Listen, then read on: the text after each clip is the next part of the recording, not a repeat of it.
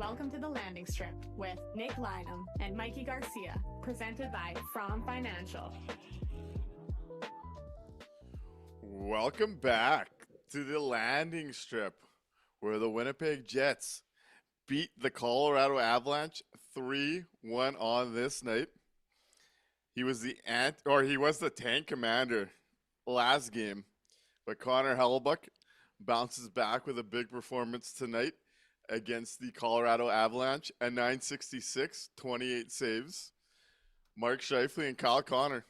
I'm hearing that we heard from Mark Scheifele that nothing makes him happier than assisting on Kyle Connor's goals. We see that for the first one on the board. And then they both contribute to Alex Iafallo's on this night. We see Colorado push in the third, especially with the net empty. And we see a gorgeous goal. Cale Makar to Nathan MacKinnon, cross ice to Marty Necas to make it interesting. But Cole Perfetti strips Nathan MacKinnon and puts it into the empty net. The Winnipeg Jets get 2 points on this night, and we're going to be watching those out-of-town scoreboards, hoping for some help as there's many games influencing the tank going on tonight. It looks like, last I looked, Rangers up 2-1, so that's a good one. We'll be watching Flames Islanders. We'll be watching Leafs Sabres. We'll be watching Blackhawks Golden Knights. Those are some games to keep an eye on here. But, Mikey, how you doing tonight? You know, I'm nothing if not a glass half full kind of guy. And even if the 2 points aren't helpful for the tank, there is something great about a win, and that's we get to jam out to our favorite track. So let's dance.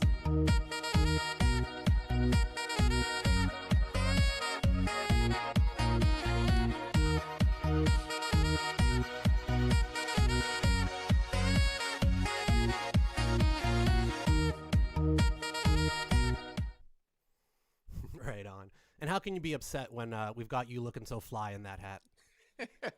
Yeah, hoser night down at the arena. And me and my buddy went down early to get into line to grab one. Pretty nice, not too bad. Looking good. Gonna have to rock this. Gonna have to rock it. Leaving that, though, let's get started early. Who was your anti-tank commander? Well, you touched on it off the top of the show there. From the tank commander to the anti-tank commander, it's got to be Hellboy for this one. Way more than 11 saves tonight. Wonderful, great job. That was my my baseline for him. If he had anything more than 11 saves today, I was going to give him a star. So great job on that front. But yeah, this was much more classic Connor Hellebuyck. I think what happened is he kind of woke up part of the way through that first period and thought it was still the gold medal game when he saw Mac and Makar out there and just started playing well for a little bit. So. Over on YouTube, Palmer Lane's anti-tank commander was Nathan MacKinnon tonight. Over on YouTube as well, Norm does asks, Christ, did the Rockies show up instead of the Avs? I thought this was a game where the Avs got a lot more of the better opportunities. They didn't bury. They buried one with just over a minute left. Yep. Today, he wore the goat horns last game. My anti-tank commander is definitely Connor Hellebuyck on this night. This was a bounce-back performance. Now, there was some real heart and hustle plays in here that fit in as well. At one point, Hayden Fleury makes a diving stop. Gabe Velarde saves a goal. Brock Nelson, there was the one play. Brock Nelson not bearing with under 10 seconds left in the second. Yep. When that defensive breakdown happens and he has his Mason Appleton moment. He buries that goal. We're probably talking about a different result today. That fits into the anti-tank commander award. We see Sandberg make a diving play. I thought the Jets showed some heart and some hustle, but I did think the Colorado Avalanche were much better at generating chances and high-quality looks at that. And Connor Hellebuyck flips the script from last game, stops 28, puts up a 966, and comes up big every time they were asked. Dylan DeMello, as Rihanna says, Yep. Mello saved a goal as well. Very anti-tank of him, sliding into that post there. there was a lot of those plays, those heart plays that played into this one today. But I do think Connor Hellebuyck overwhelmingly was the anti-tank commander on this night. Yeah, absolutely. This felt a lot like the that Tampa Bay game where, the Jets are maybe catching a good team on a bad day. Really leaned on Connor Hellebuyck to get through this one. A lot of individual plays where, you can absolutely credit the effort on it as compared to the other nights, especially that DeMello one right off of the line. I think this is one of those games to remember how important context is, right? So if you had this game a year ago while the Jets were in a hunt for a President's Trophy, you'd be thrilled to get 2 points on a night where, maybe you don't think the Jets carried the play. Maybe the other team was a little bit better overall. But hey, you snuck 2 points out of it. Your goalie got you through and you're real happy about it.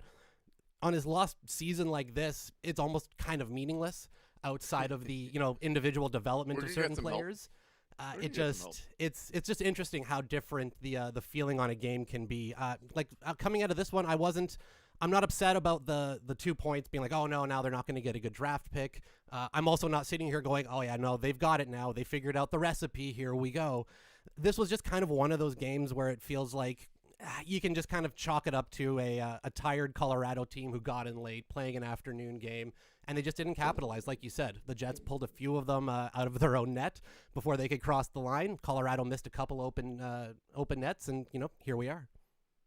Here we are indeed.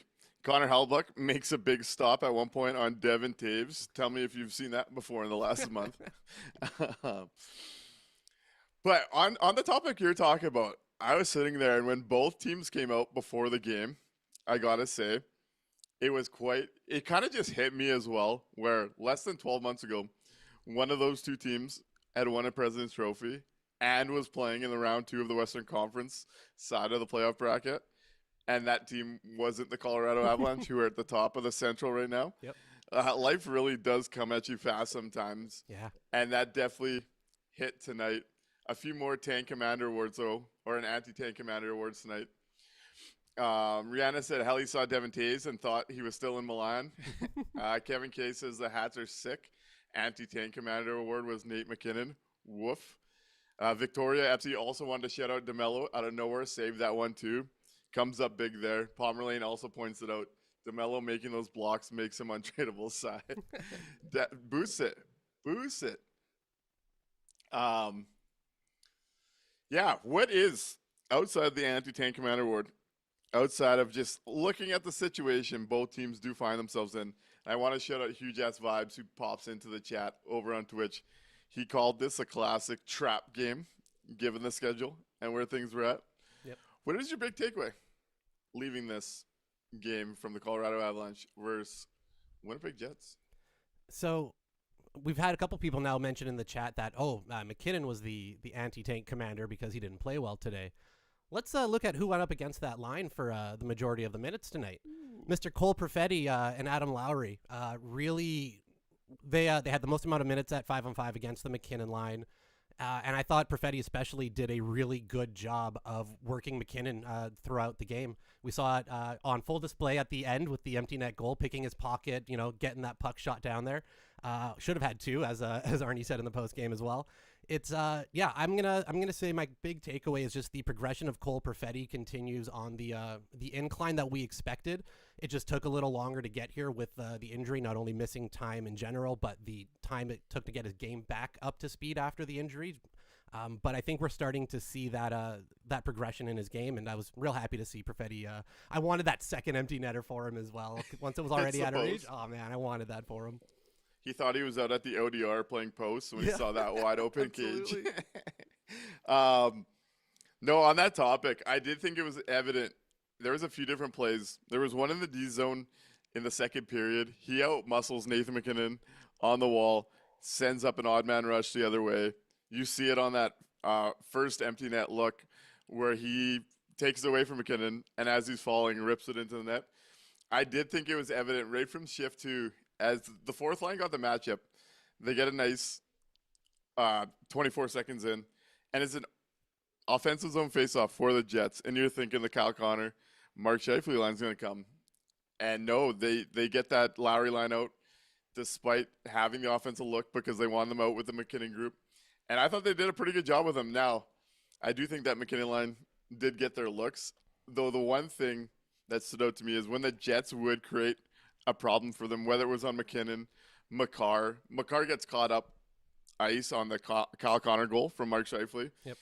There was some looseness to their star players' game when things fell apart from them. And I thought the Jets did a pretty good job of taking advantage of that looseness. And I think, hey, that's a good shout out with Adam Lowry and Cole Perfetti's line, taking those minutes against Nathan McKinnon and making them feel maybe a little bit less dangerous than it looked most of the night. Yep, absolutely. As Rain says, Mac just looked off all game, bobbled about half the pucks he received. Jets pressed him at the right times. Yeah. But on this night, we've been slandering them. A better night from the Winnipeg Jets top line. We see the Eye of Foul version today.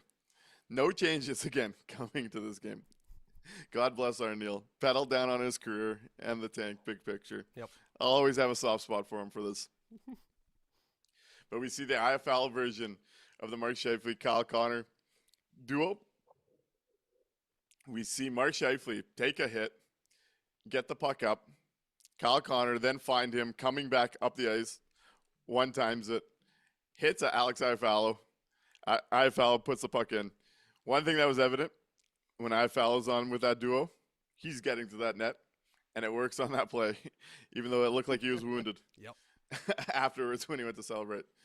We also see Mark Scheifele find Kyle Connor get loose, who rips one home. They score 2 on this night. I'm pretty sure they're out there on the odd man rush or on the extra guy goal against. Yep. But a better game at 5-on-5.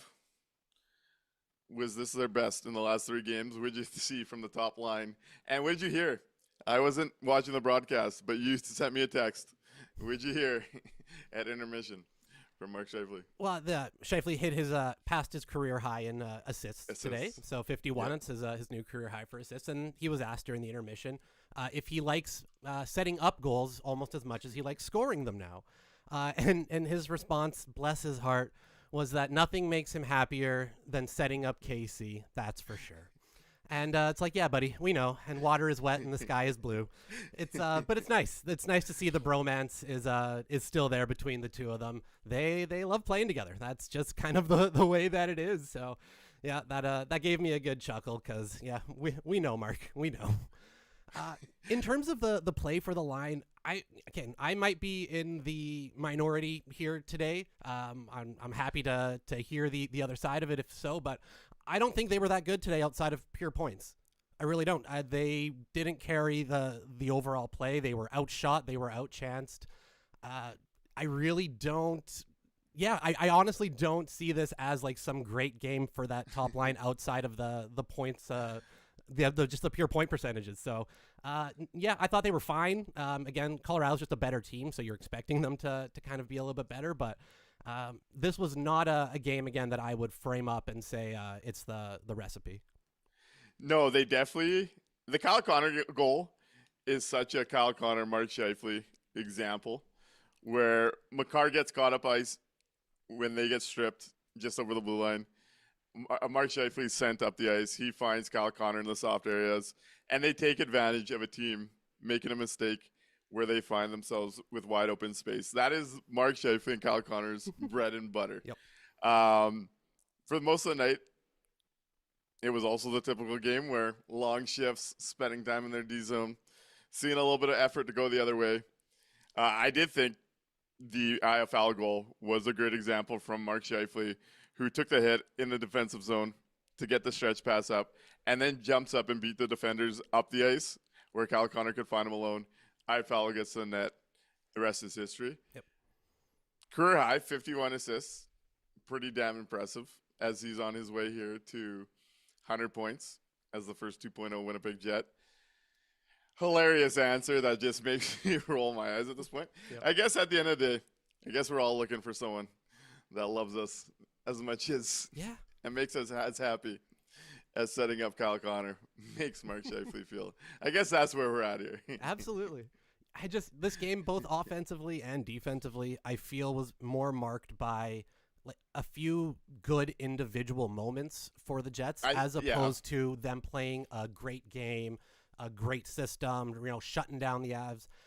I feel like there were some really good individual defensive moments, which kept the score where it was. And I think there was a couple good offensive moments that put the puck in the net, and that ended up being the difference today. I'm having a tough time seeing this game as a real big plus in the Jets' favor. I guess, again, if you compare it to the absolute dog shit performance of the last couple, then yeah, you can say for sure this was a lot better. But I still don't see it as the recipe, as Scott Arniel likes to say.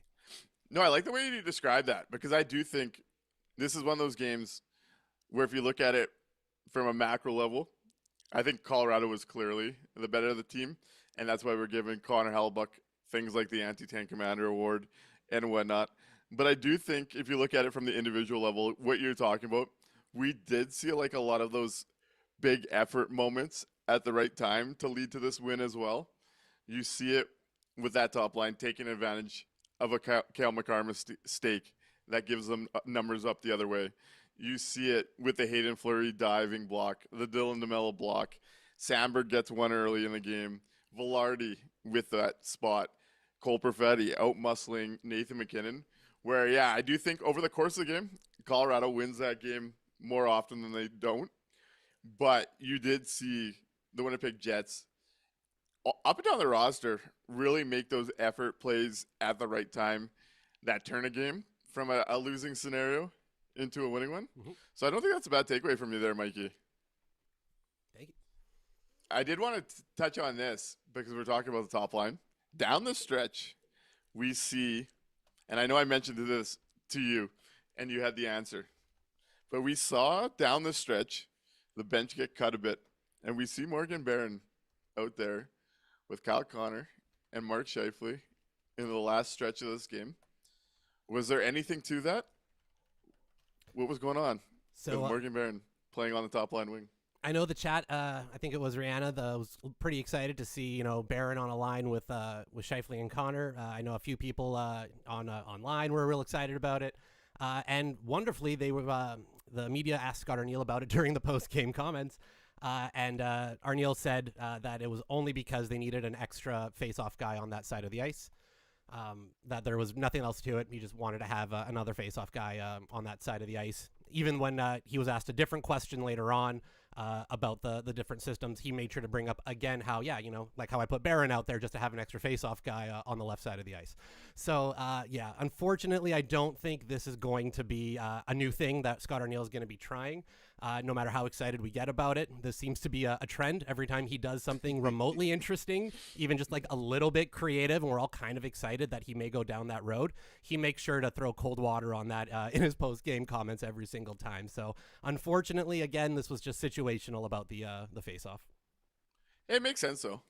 I don't mind that reasoning at all, but it does tell me, it's not something we're probably going to see moving forward. No, he even fooled the guys during the broadcast of the game today, who were also excited about it, right? As we all were, going, it's great to see Barron out there killing it with Scheifele and with Connor, really moving him up, getting him some trust. And it's like, no, he just needed another guy to take a face off in case. I love how much the answers just make us shake our head lately. Over on YouTube, Victoria Epsy says, honestly, Nyquist played his little heart out today. Also very anti-tank. And Rain204 says, Nyquist is secretly generating 1 to 2 grade A chances per game lately. Haha. Are we going to see the goose on the loose down the stretch here as he heads into UFA status? Absolutely. We got to let him go. It's that time of the year, right? The Canadian geese are coming back. He's going from the goose to Gustav Cobra Chicken, all right? That's they're going to let him loose right here. I'm excited about it. Yeah, I'd give that a shout out. Kevin K also does point out, think at one point they showed on the Jumbotron, Jets 18 blocks, Avalanche 4. So you want to talk about those effort plays? The Jets, despite getting caught out of position and the Avs kind of having their way in the ozone when they wanted to, the Jets sacrificed themselves net front, and they helped Connor Hellebuyck to a 3-1 victory on this night. Grappling with Canada says, to be honest, Colorado looked fairly uninspired until the last 3 minutes. With the net empty, I thought they were doing it. Yep. That was something to watch, wasn't it? I think we all started to hold our breath at that point and went, okay, we've seen this one before. We know how this goes. So, yeah, hey, good for them for actually being able to close this one out. Jumping over to Facebook real quick, we've got a couple friends over there. Brendan Staska says, "Are the Jets not getting the message of needing to tank?" ? No, they're not getting that message. Players never do. Players never You can't do. look at it from that lens. You Yeah. can't look at it from the lens. It's one game here. We're okay. Yep. We're going to be drafting high. Mike Orvis says, "First glance, I thought this was one of those heritage moments. And look, the landing strip is always a Canadian heritage moment. We're here for you. That's why Nick's got the hoser hat." Mike also says the Jets need to embrace the tank and shoot for that high draft pick, dump some old guys in the offseason and start bringing up the young guys. He says they need to get younger and faster. Hard to disagree with all of that. And finally, Tim Norman says he blames Nick for hinting at a Jets loss one too many times on the last show. Yeah, that's on me. I was getting a little too fired up about the Colorado experience and what it could have meant. And I forgot about the old trap on a Saturday afternoon. That's on me, folks. I'll wear some of this one. I think the Jets are 6-1-1 this year during afternoon games. They've been matinee monsters all year. Can they be 6-2-1 after tomorrow? God, I hope so. That St. Louis one's a big one for the bottom of the standings race. Yep. Ecker joins in with a late anti-tank, says, "Was the sticks of the Jets in the lanes and around their own net, except Scheifele on the last goal." Again, despite giving up the chances, they made those chances harder on Colorado on this night. Yep. So I can't brag too much about tomorrow being a loss. That's the key turning point we're learning here. Looking around the standings today, before we go into the From Financial Faceoff, Rangers now up 4-1. Maple Leafs 1-1, halfway through the first. Flames down 1-0 to the Islanders. Devils up 2-0 on the Kings. Not bad. Devils can keep that ground in front of us. Don't mind that result. Yep. We're in a good place right now. A lot of scoreboards to be watched tonight. But let's move in to the From Financial Faceoff. And what you think was the difference between the Winnipeg Jets and Colorado Avalanche on this night? Let's talk about it. Let's hit it. Thanks for calling the landing strip. You're on the air. What would you like to talk about?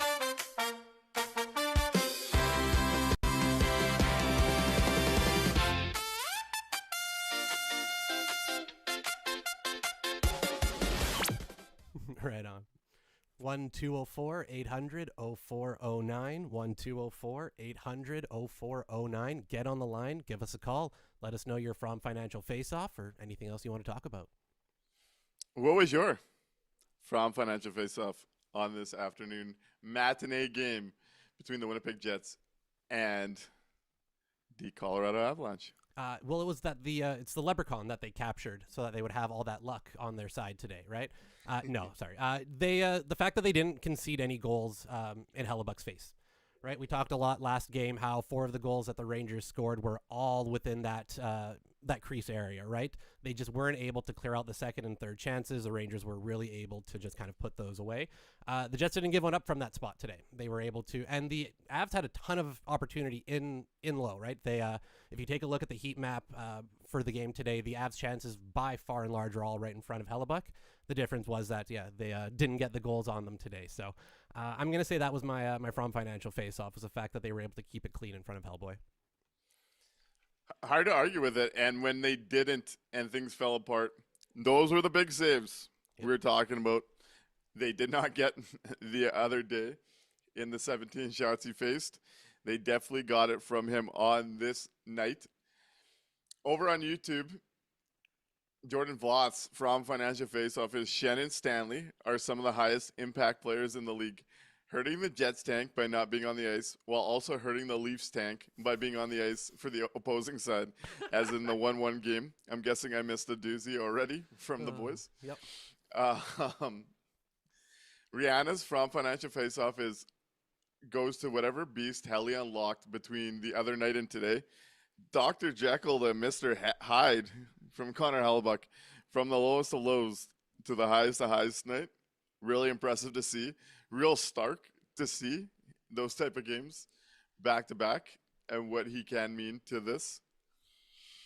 Eckers from financial faceoff is the DeMello save. Hard to argue that one. Would have been 1-0 with a lot more time on the clock. Dylan DeMello sees the play develop, dives back into the crease, into the post, and stops one from going in. It's a great shout from Ecker. Yep. Rain 204 says, from financial faceoff, was Helly making yet another massive save on Taves this time in the NHL rather than the Olympics? Taves is going to have nightmares, man, thinking about playing against Connor Hellebuyck. No doubt. What he's done to that man in the last month alone is sick. Sick. Cruel. Brett Hughes from Financial Faceoff. Morrissey playing like a stud. This was a game. I know Makar gets the lights and the shine. Looked like a fourth forward most of this night. But when he gets caught, man, he really does leave Devin Taves and the Avs in a real bad spot. We see Kyle Connor take advantage of one of those situations. Yep.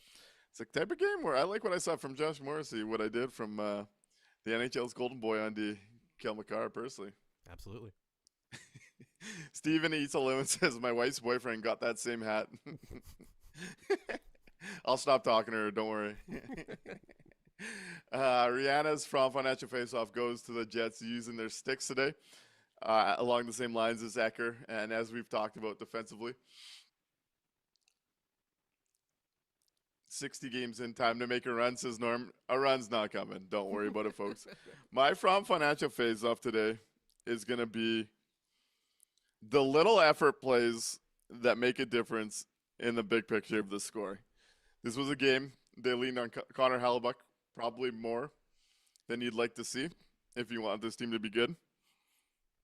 But within those moments, we saw high-level plays like the Hayden Fleury diving stick, the Dylan DeMello stop. Gabe Velarde gets back in on one of those. They got lucky on the Brock Nelson play. Cole Perfetti out-muscling Nathan McKinnon and bearing this one into the empty net. The little plays that are able to become bigger moments within a game, the Winnipeg Jets had those details down tonight, and that's going to be my from Financial Faceoff. Hell yeah. It's just, it's one of those games where if this was a playoff hunt team, top of the league team, the Jets, you'd be pointing at this game going, fuck, love to get those 2 points. They really dogged it out. It's just, context. It's funny. Wanted to go here quickly. A little bit of league news, because I found it interesting, the results to it. Bit of a shift, maybe, in the pressure on Department of Player Safety. I see Ecker says, shit. Matthews is out, will help the Leafs tank. And we see Radko Gudas, knee, Austin Matthews, gets a 5-game suspension. And then we see Judd Moldolver, Matthews' agent, and a pretty high-profile agent, come out and take a shot at DOPS, not protecting the players and how they should be suspended. Would you see out of that play? Would you think of 5 games? And what do you think of a star player's agent taking a bit of run at the Department of Player Safety, which has been a bit of a spin the wheel to see what the suspension is act? A lot of inconsistency in the department. What do we think here? Yeah, with the Department of Player Safety, it's always a big crapshoot, right? You can have completely different outcomes on suspensions and things for the same play, all depending on, not even with who's in charge at DOPS, because sometimes you'll have it in the same season where the same type of play will happen. You'll get wildly different outcomes. So I think a lot of the anger and, criticism and things like that comes from the fact that it's just not consistent. There's no line that you can actually point to and say, this is where they draw that line. And, you may agree or disagree with how drastic it is, but that's where they're consistently at. They don't do it. So I think that's where a lot of the pent up frustration comes from. I'm fine with an agent being loud about it. There's no reason why not to, right? Especially in a situation like this where that's his meal ticket, right? Austin Matthews getting creamed like that is terrible for this man's livelihood. So I get it. I don't hate it. I'm into it. I think more of that type of stuff is fine. Hockey, I feel like, is a little too buttoned up and a little too pearl clutchy when it comes to these things. So yeah, I've got no issue with dirty laundry like that being aired out loud. In terms of the suspension time, again, it's if they had an actual line that they could point to and say this is how we administer these suspensions, then I'd have an easier time saying deserved or not deserved. I would like to see more. I'm not a Leafs fan. I don't care about the Leafs doing well. So I'm not a Leafs apologist. I don't care about Austin Matthews. But just in terms of if you take the name off the back of the jersey, if you rip the logo off the front, right, and you're just trying to view the play, it's a dangerous play. It's a dirty play. I don't think Gudas was trying to make any type of hockey play, right? He was just trying to take Austin Matthews out there. So, would I like to see more? Yeah, because I think that's the only way that you'll actually get those type of things to not happen in the league, not everybody jumping Gudas after, which the Leafs didn't do anyways. I would have liked more from it, but it's just so frustrating that we don't actually have any standard from the Department of Player Safety in terms of, what constitutes a long suspension and what doesn't. Yeah, it sounds like our YouTube chat is in agreement with you. As Rihanna says, Gudas is a repeat offender. 5 games is a joke. Pomerlane says Gudas should have been gone for the rest of the regular season at least. We'll come back to Mr. Meow We Must. That's an interesting topic as well. Norm says 5 games is BS. No one going after Gudas is even bigger BS. Not a great look for that Leafs core to watch Austin Matthews get his knee blown up and see no reaction.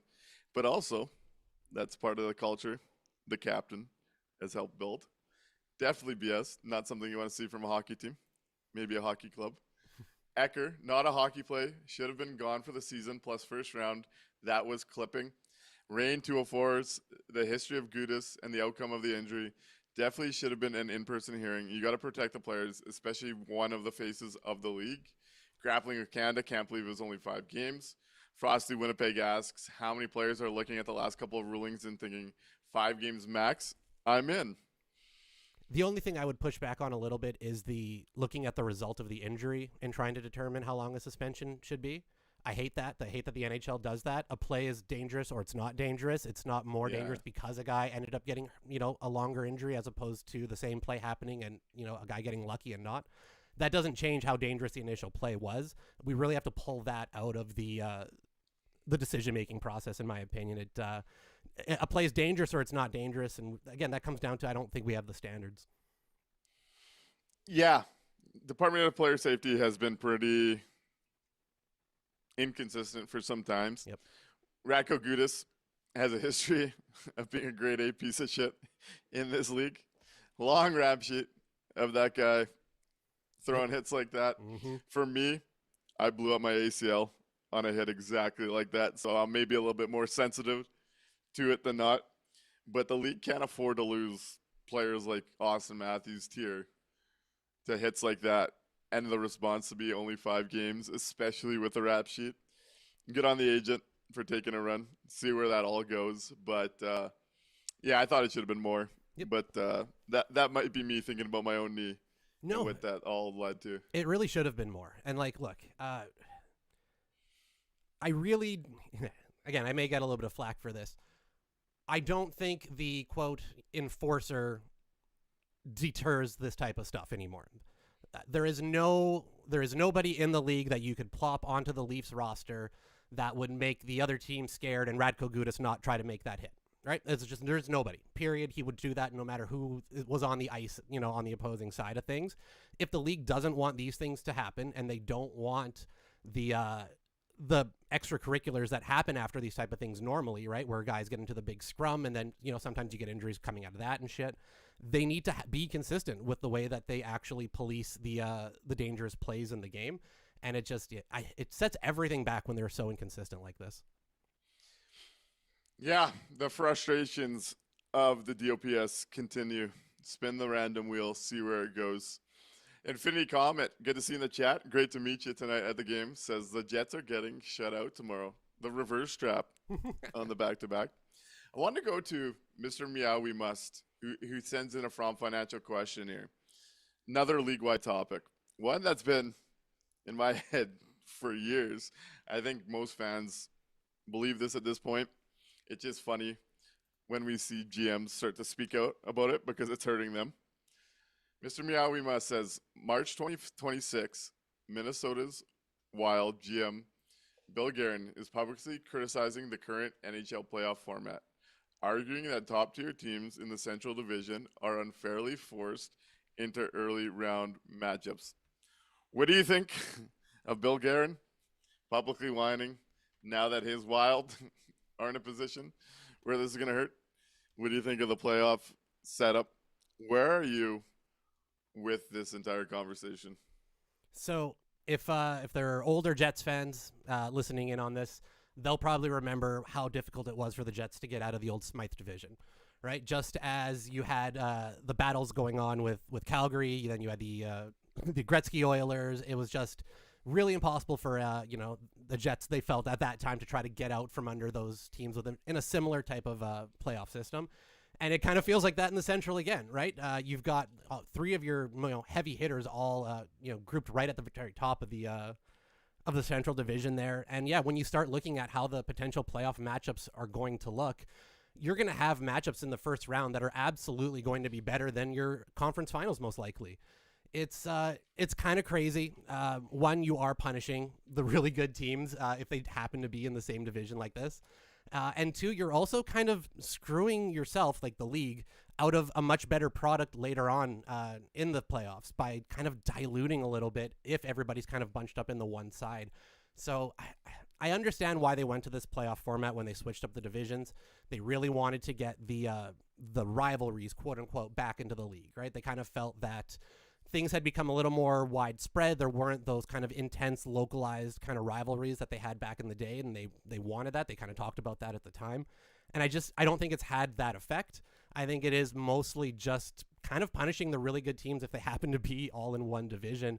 I'm part of the group that would like to see a slight change to the playoff format, some type of reseeding. I don't have the exact answer off the top of my head what that would be yet, but I understand I understand where he's coming from now that his team's kind of the little brother out of that big group. Yeah, I've hated this ever since 17-18. The idea that the Jets and Predators played each other second round has been brutal. When I've been out of this, you could say, and it's definitely harmed the Leafs the most of the group. But in that division, you had the Leafs, Boston, and Tampa all at the peak of their powers at the same time. And it led to typically it being Toronto being knocked out. But they were a team in that echelon. You're going to see it this year with Colorado, Minnesota, Dallas. One of them are going to be gone by the second round.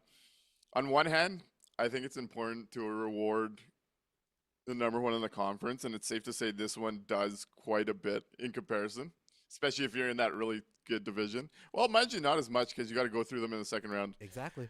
I would like 1 versus 8, 2 versus 7, 3 versus 6, 4 versus 5 by points, personally. They seem gung-ho on trying to create rivalries. I think it does harm some of the best teams more than it benefits the rivalry angle. Yep. Like even this year, is a team like Utah quietly in the best position of any Central team going into the playoffs if they come up and creep through that Pacific division. Absolutely. Anybody in the Pacific coming up on that side is going to have, they're going to be fresher. They're going to, it's just frustrating that you're going to have second round matchups easily that are going to dwarf your conference finals. And I honestly think it's just bad business for the league to be doing that long term, as much as they want to try to build the rivalries, which made sense again back in like the 80s and 90s, sure, that, but nothing's really localized anymore, right? The game is spread right across. You can interact with fans in, Winnipeg fans can interact with fans in Dallas, in wherever. Like you don't have to be so, locally close, quote unquote, for it to be a rivalry now. The world is online. It's real easy to still have those things go on if you're having the two best teams duking it out every year, as opposed to, two of them being out in the first round. Also, wouldn't, maybe I'm wrong here and you could pull it up, but isn't it since they started doing the schedule where every team plays everyone all year, aren't you only playing your division rivals only like one more game than anybody else? Yes. Maybe I'm wrong on that? Nope, you're right. So that plays into the whole rivalry angle because, in theory, if you really wanted to highlight divisions and rivalries, you'd probably strip some of those Eastern games away from Western teams, Western games away from Eastern, and build up more divisional format. Yep. But Yeah, you don't some have to thoughts have, from our chat. yeah, like nobody says you have to have a completely balanced schedule, right? If you're trying to build rivalries, then you start building it up closer. You could have it that way and then reseed for the playoffs. There's lots of ways they could approach it. I agree. I just don't think this is the right way long term. Some thoughts in our chat on this conversation. Pomerlane says, change the format back to 1 to 8. 3 of the 4 best teams in the league are in the same division. The Stars and Wild are basically fighting for who gets the extra home game, which is crazy too when you think about the business of it all. What are the top 3 businesses will go without second round playoff revenue based on the division they're in this year? Kind of crazy. Crazy. Frosty Winnipeg. I could swear that in 79-80, we had one division of 21 teams where one played 16. Can anyone back me up? If there's anyone that can do, though, let me know. Parmaline says there's no point in having a good regular season if you aren't first in the division. The playoffs are effectively front-loaded. Rain says, feels like the Pacific Division and Central Division are in 2 different leagues right now within the same conference. Ecker, you want the best on best as the end result. It should be 1 versus 16, not 1 versus 8. I would love to see that kind of angle, but I guess that Eastern and Western travel and the schedules would be a bit of a hassle. Yep. But I would love something like that. I don't know how it will work, but for just hopping in there, 1979-1980 NHL season had 18 teams make the playoffs, and it was 1 through, and then cut down to quarterfinal semis with the Islanders winning in the final there. We've got our first call. You ready? Yeah, let's go to the phones. Radio show, that's all. Hey, we've got Mike Friesen on the line. Mike, you're on the landing strip. What would you like to talk about? Yeah, hey boys, thanks for doxing me right off the start. Let's go with 2 questions. 2 questions for you guys. First of all, first question, love the show. Love what you guys do. Great job.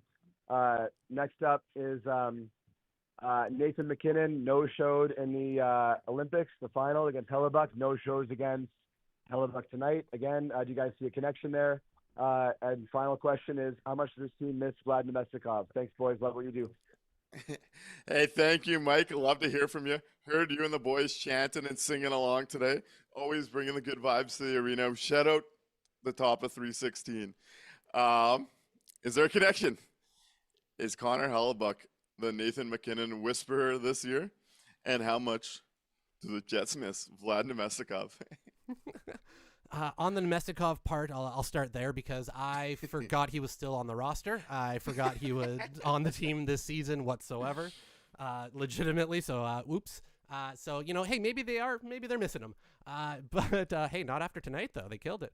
As for Hellebuck being, Max Boogeyman, you could look at it that way, absolutely, especially after the Olympics and then this game. But I think that's taking too much away from my boy Cole Perfetti tonight. I think Perfetti gets just as much credit as Hellboy for the Mac shutdown tonight. Yeah, Hellebuck's been living in Mac's head, just knowing how much of a psycho that guy is. He's been thinking about that Olympic moment every day since. Probably gripping the stick a little tight today. Wanted that revenge. Couldn't come. I think there might be something to it. I think Mike's cooking on the other line there. With Vlad Nemestikov, I got to say, I forgot all about him too. He might have been zipping around there today, though. We don't know. He might have got a hustle play in there today himself. They might be missing him at $3 million. They got to go find the next one, I'm hearing. That's how they're going to retool. That's right. The guy that we forgot about, they got to find the next version of. That is the answer to turning this thing over. He still has another year on his contract, doesn't he? Yeah, he does. Oh, God.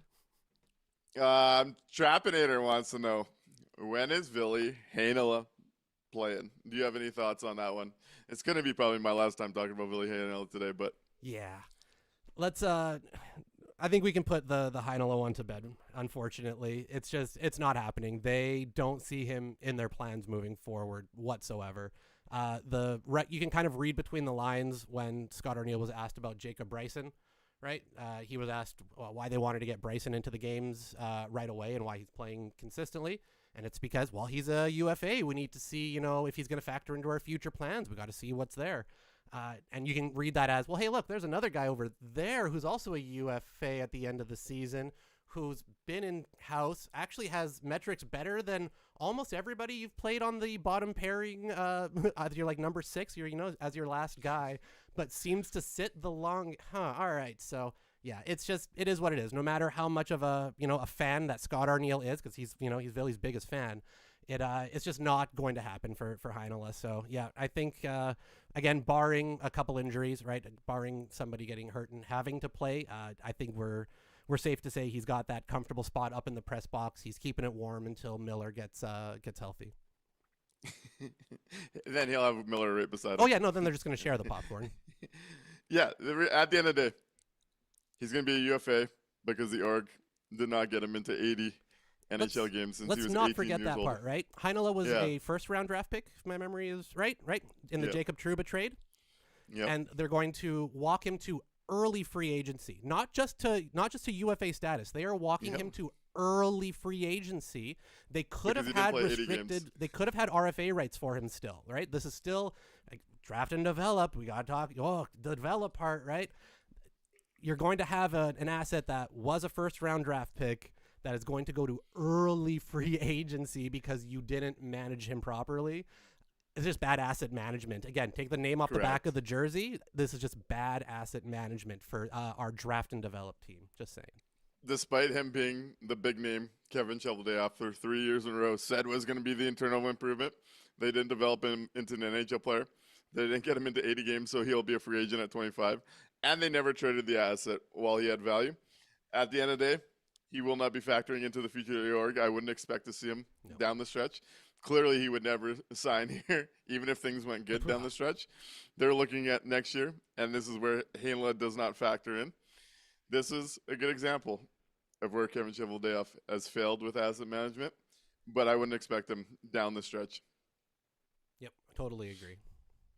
Some more thoughts over on the chat. Rihanna says everyone just collectively remembered Vladdy. Shout out Mike for reminding the folks of Vladdy. Rylan Medwick says McKinnon looked hungover AF today. And Mike says Delta Hotel, Nate Dogg, more like Beta Hotel. Blake G also has a way to make the 1-16 work. Says the way you can make 1-16 work is if you have the travel and a home away split like the MLB playoffs, where in the MLB they do the 2-3-2 rather than the 2-2-1-1-1. Yep, American Hockey League as well. Oh, that's right. That's right. So we have Tico Napoli, being fair too, says hard to be harsh on Vlad. He was a good foot soldier and took a few bad injuries that I'd say took the compete out of him. And he wants to point out his boy, Tyrell Bauer. I don't know if you saw it. I watched it. Bauer with another epic tilt last night while anchoring the shutdown D spot, although they lost. Hey, if he's anchoring the shutdown D spot and they're losing. I don't know if that's thing we're pointing out here. That's why I started chuckling initially, because you kind of proved my point there, Ticona. He's fine at the American Hockey League. Great, let him keep cracking skulls. No, I want him up. He's not doing anything to help the Jets win though. Let's be real. Exactly. Okay, no, yeah, for the tank is great. I don't think Ticona wants him up for the tank. Yeah, but we could keep Ticona.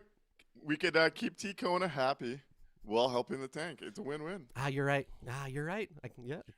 Mike also points out, outside his group, I heard them trying. I'm surprised they didn't pick up in the third. Says MTS Center was quiet. Not as quiet as last game. Thursday was pretty rough. But him and the boys tried, and they could not get the help on the chance and the sing-alongs tonight. I was disappointed on a Saturday afternoon, I got to say. Yeah, you'd think especially in a game that was going well. Yeah, you think there'd be more juice? I'll say this. First period, I would have been curious what the 300s would have been like if the Avs scored first. It was getting restless towards the end of the first period up there, especially when that first power play did not go well at all. Oof. People were itching to give them a little shit tonight up there. Yep, and again, rightfully so. It hasn't been a good season, and they hadn't been offering too much. So yeah. Any other storylines you're following this week? Did you see Will Eklund and Matt Duchene's goals the other day?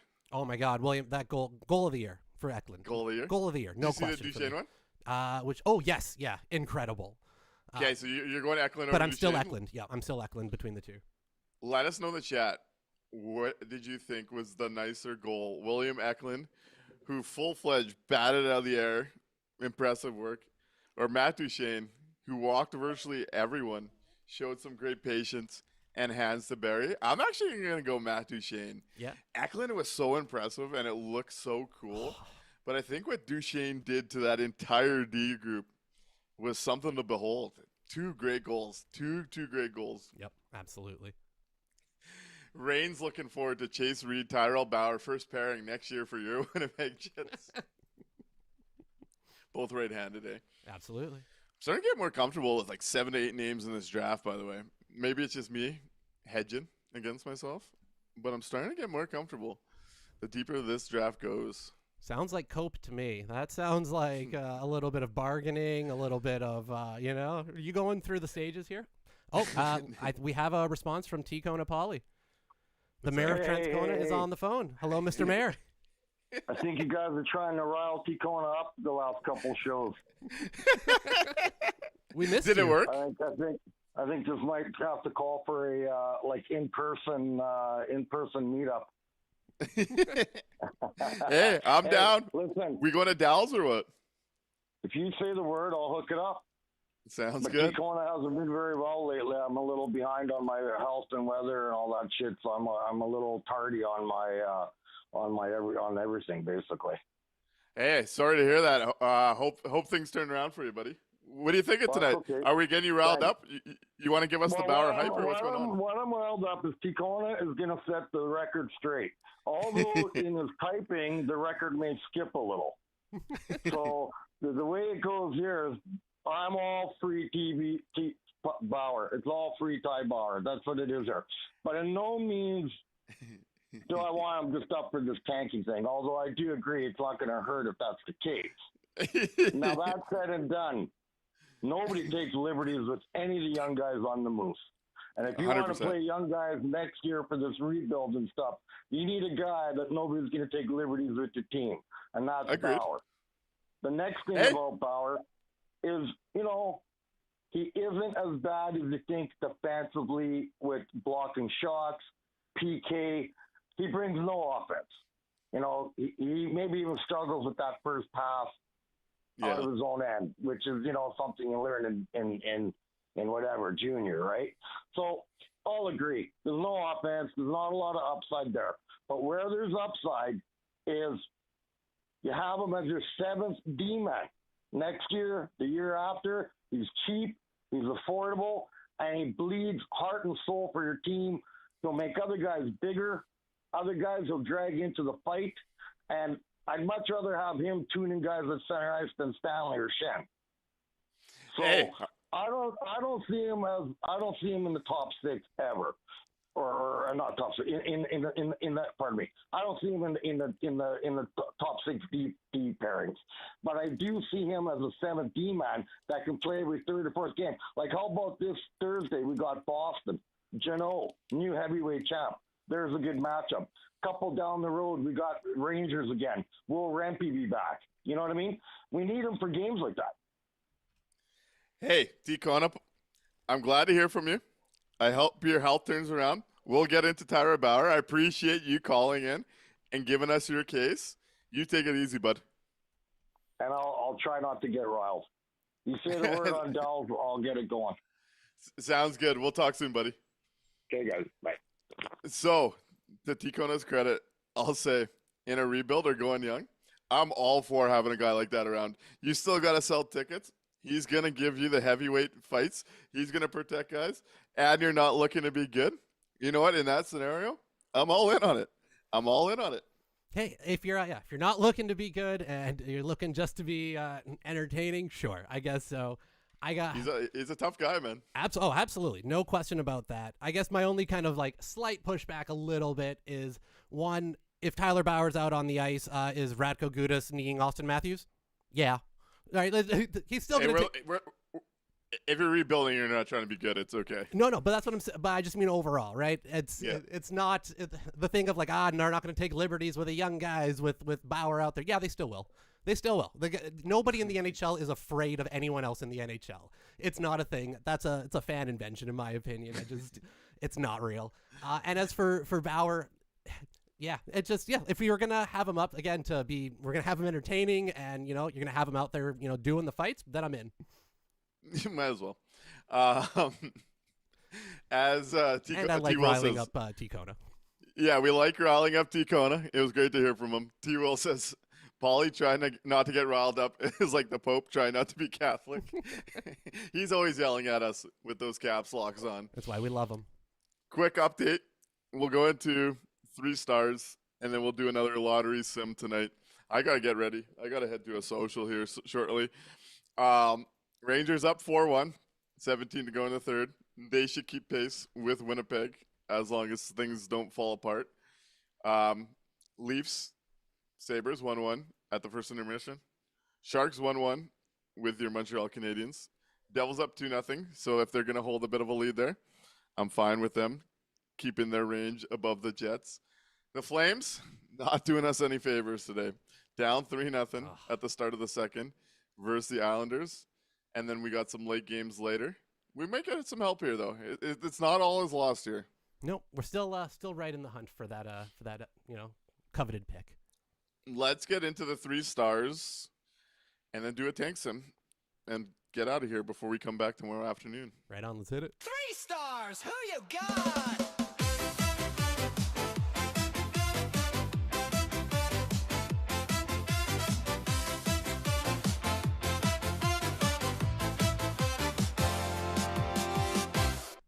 Right on. Mikey, who are your 3 stars tonight, buddy? Well, I promised that if he made more than 11 saves today, I was going to give him a star. So I'm going to give Connor Hellebuck my 3rd star, even though, honestly, he was probably most of the reason for that win today, keeping the Jets alive throughout this one. But for my number 2 star, I'm going to give it to Alex Iafallo for taking that puck to the gut and still having the wherewithal to be able to score that goal.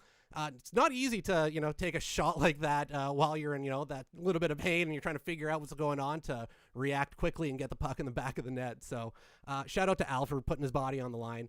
And number 1 star, I'm going to give it to Cole Perfetti for the way that he really locked down on Mac today, able to pick his pocket for that empty net goal. Should have had 2 with the second empty netter. I just really liked his game and where he's been progressing lately, so I'm giving him my number 1 star. Over on YouTube, appreciate that, Eric. Apparently, I'm looking good tonight, folks. Look out.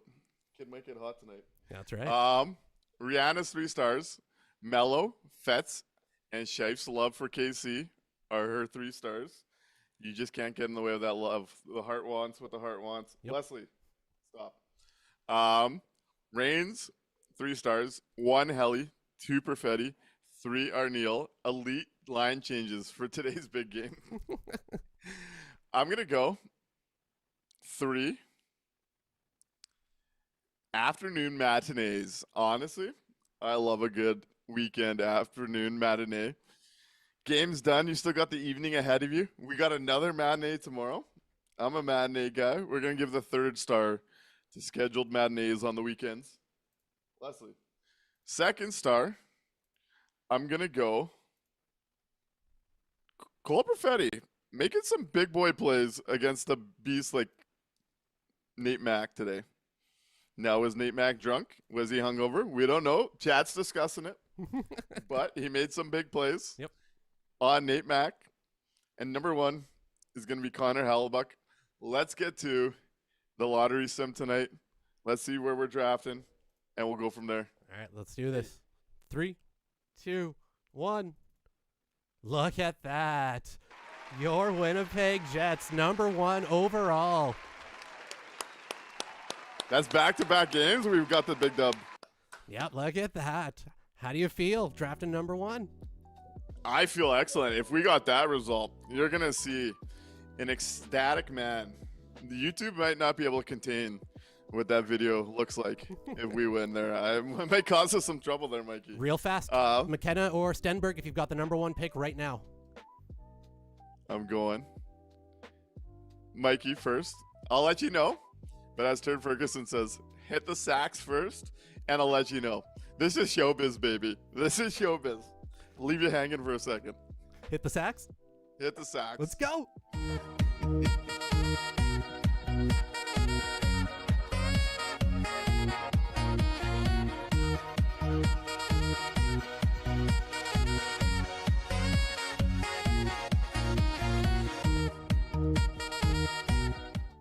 2 wins in the same day on the ice and on the lottery board. Yeah, we'll take one of those nights. Let's go. I'm going to go as of today, especially watching what he created the other day. You get some Kucherov vibes watching him cut to the middle, slow the play down, and set a goal up. If you're asking me today, I'm going the Penn State Punisher. Those hands can break jaws. Elite hockey IQ. Elite offensive upside.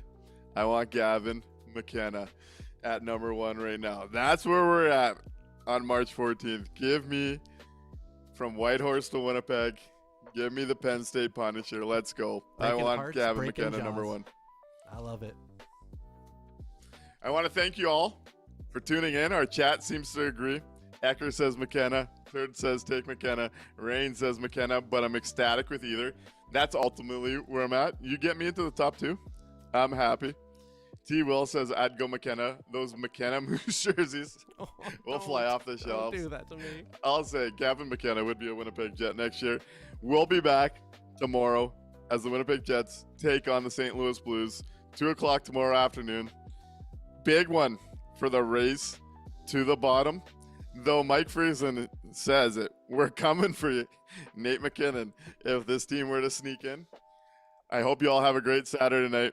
We'll see you tomorrow afternoon. Enjoy your night. Bye. Good night, everybody.